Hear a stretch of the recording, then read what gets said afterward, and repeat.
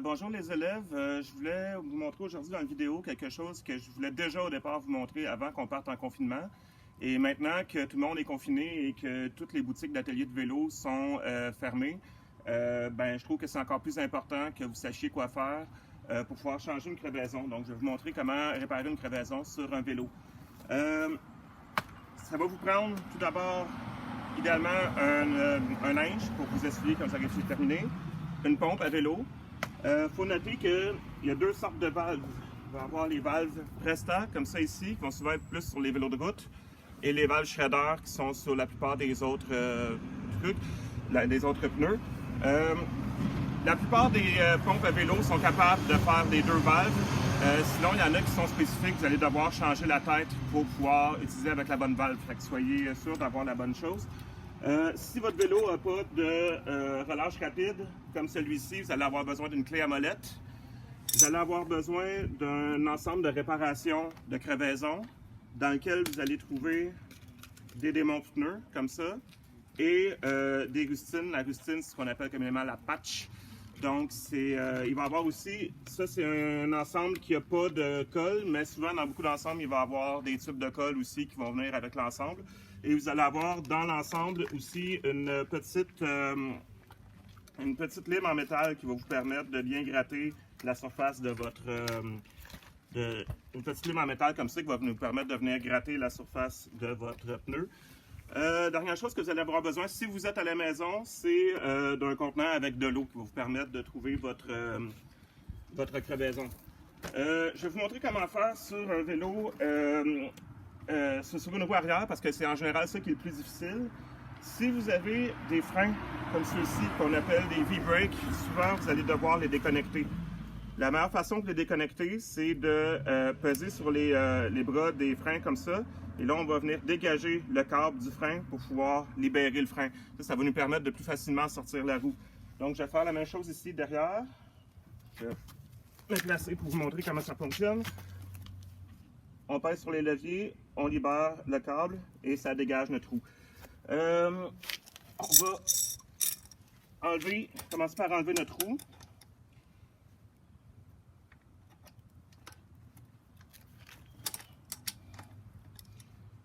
Enlever l'écrou. La plupart des vélos, on va avoir une relâche rapide, mais pas celle-là. Si vous êtes sur la route, la façon la plus facile de travailler, ça va être de mettre votre vélo à l'envers. Donc, on va travailler comme ça ici. Pour enlever une roue arrière avec un dérailleur, vous allez avoir besoin de pousser votre dérailleur comme ça. Mettez votre chaîne, c'est important, mettez votre chaîne sur le plus petit pignon à l'arrière, ce qui va être souvent l'équivalent de votre vitesse la plus élevée sur votre manette de vitesse. Donc, on pousse le dérailleur comme ça. Là, on va venir soulever la roue pour pouvoir l'enlever. Ensuite, on va démonter nos pneus. Avec un démont pneu qu'on a dans notre ensemble de crevaison, on va venir soulever le pneu et bloquer le démont pneu dans le rayon avec le crochet qui est au bout, comme c'est ici. Ça, c'est notre premier. Pour le deuxième, on va l'insérer lui aussi en dessous de notre pneu.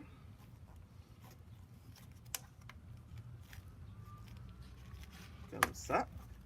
Et lui, on va pouvoir faire le tour de notre roue pour pouvoir bien enlever tout le pneu sur toute la grosseur de la roue.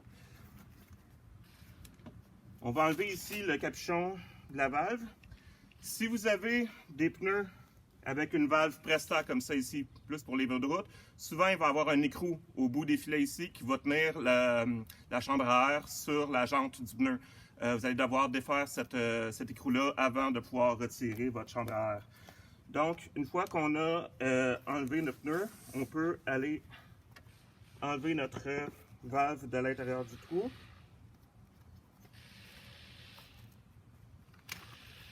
On va enlever le pneu complet. Donc là, ici, on peut retirer la chambre à air de notre pneu.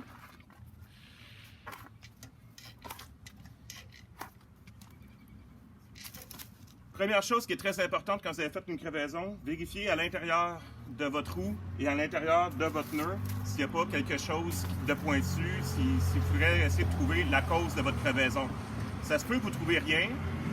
Dans ce cas-là, c'est possible que la crevaison soit due à un mauvais gonflage. Donc, si vous avez mal gonflé vos pneus, si votre pneu était trop mou, ça se peut que la chambre à air ait écrasé et ça fait ce qu'on appelle une crevaison par pincement.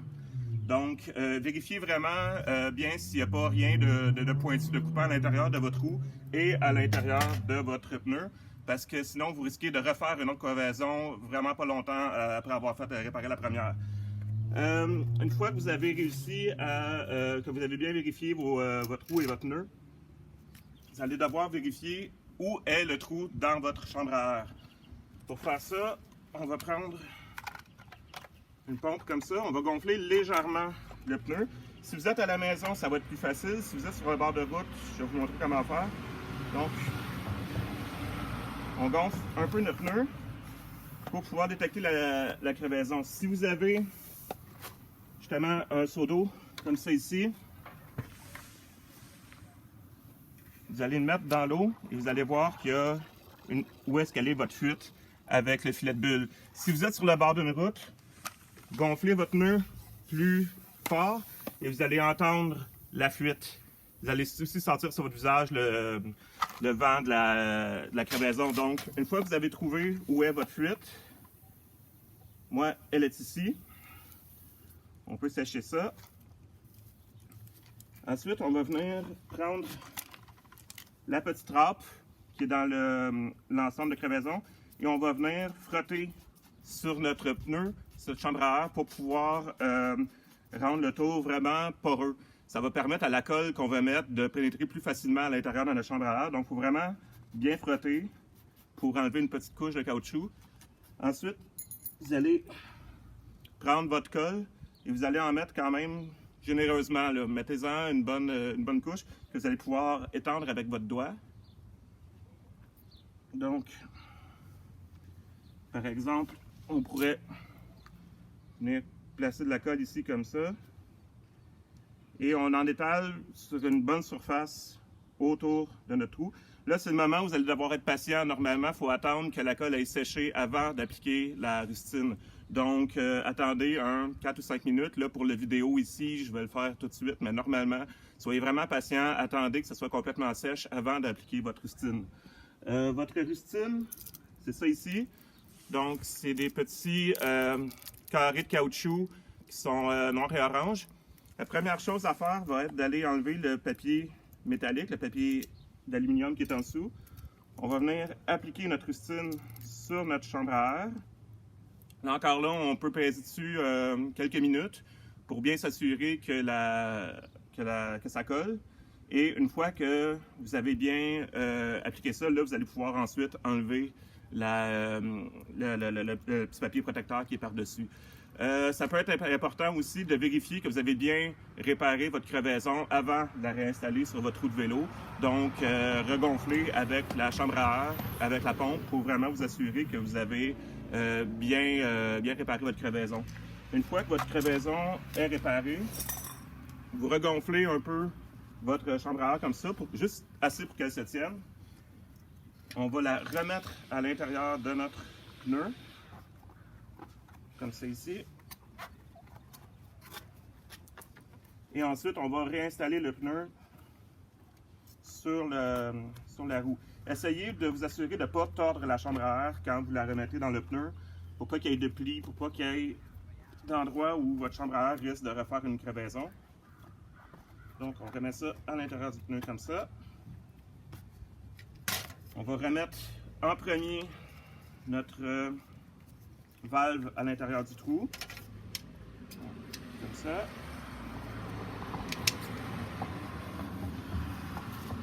Et ensuite, on va à la main remettre notre pneu sur la roue. Ça se peut que vous ayez besoin d'utiliser vos démonte-pneus pour soulever le pneu et le remettre sur la roue.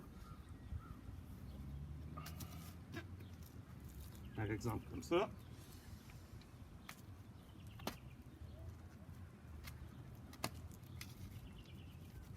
Donc, on remet notre pneu complètement sur notre roue, comme c'est ici.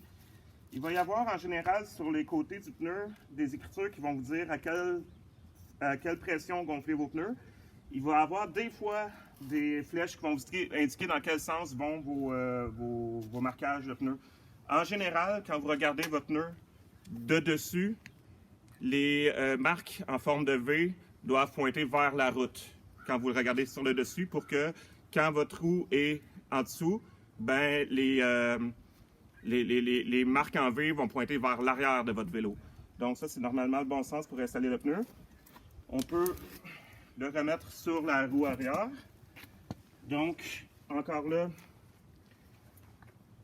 on va venir prendre notre chaîne, la remettre sur le plus petit pignon, comme tout à l'heure. Et là, ensuite, repousser.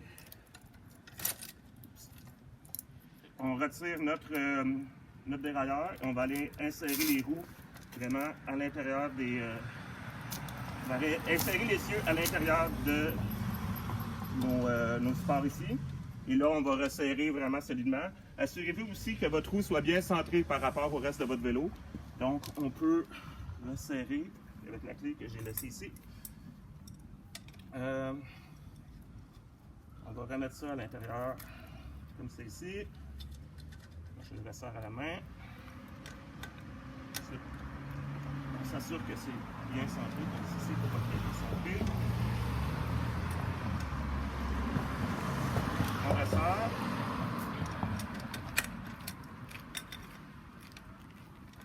Et ensuite, on va aller regonfler notre pneu. Donc, dans ce cas-ci, on m'indique que le pneu devrait être gonflé à 35 PSI. Donc, on va aller gonfler ici.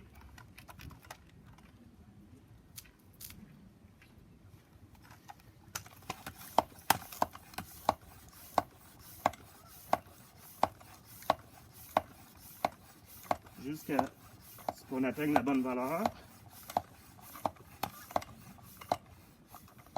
On verra comme ça. Normalement, votre pneu devrait être dur quand même, donc ça c'est bien. Pas oublier de vérifier que votre roue roule bien, qu'elle ne frotte pas sur rien. Ensuite, on peut reconnecter nos câbles de frein, à ne pas oublier.